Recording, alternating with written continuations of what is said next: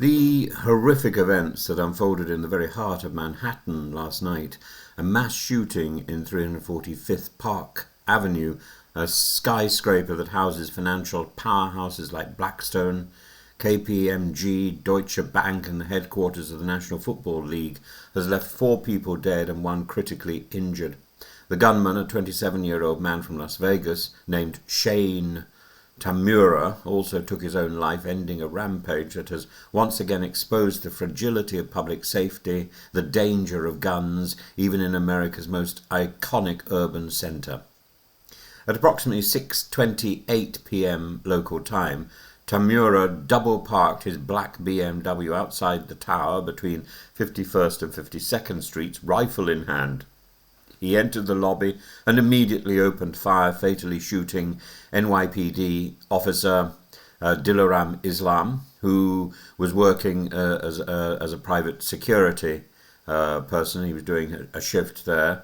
Islam, a father of 2 with a 3rd child on the way, was hailed by the mayor, Eric Adams, as a true blue hero and a symbol of immigrant service and sacrifice. 2 more individuals, a woman and a security officer, were gunned down in the lobby. Surveillance footage shows Tamura sparing 1 woman who exited the lift before ascending to the 33rd floor, where he killed another man, possibly targeting the offices of Rudin Management, the owners of the building. He then entered a stairwell and turned the gun on himself.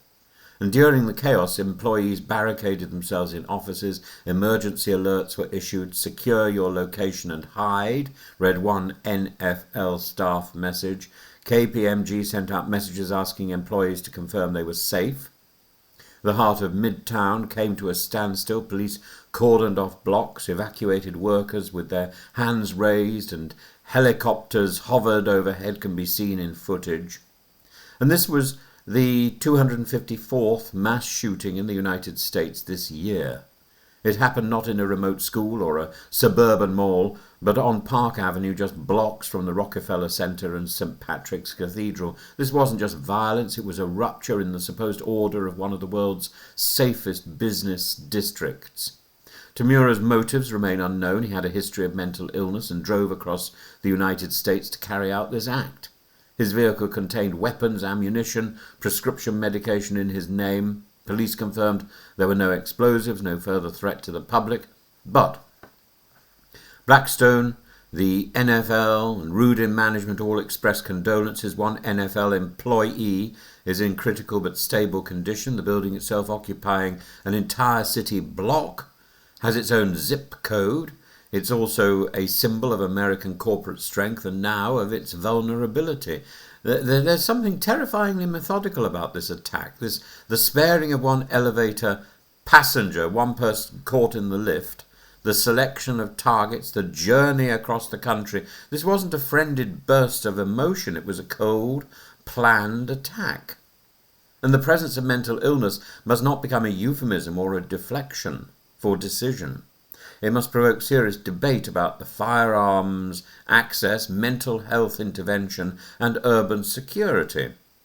And Didarul Islam's story adds painful dignity to the loss.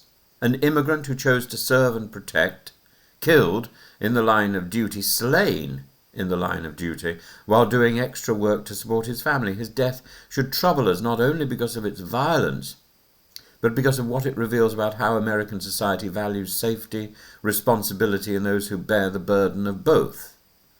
And the shooting will not be the last unless the United States, in its policy and politics, moves beyond thoughts and prayers. What happened in Midtown is not just a tragic aberration, it's a part of a pattern. And every skyscraper, public space, every ordinary building, every ordinary evening becomes a potential backdrop to unimaginable horror. The victims deserve remembrance. The questions, therefore, deserve answer. And a country whose most prestigious addresses now echo with gunfire deserve change.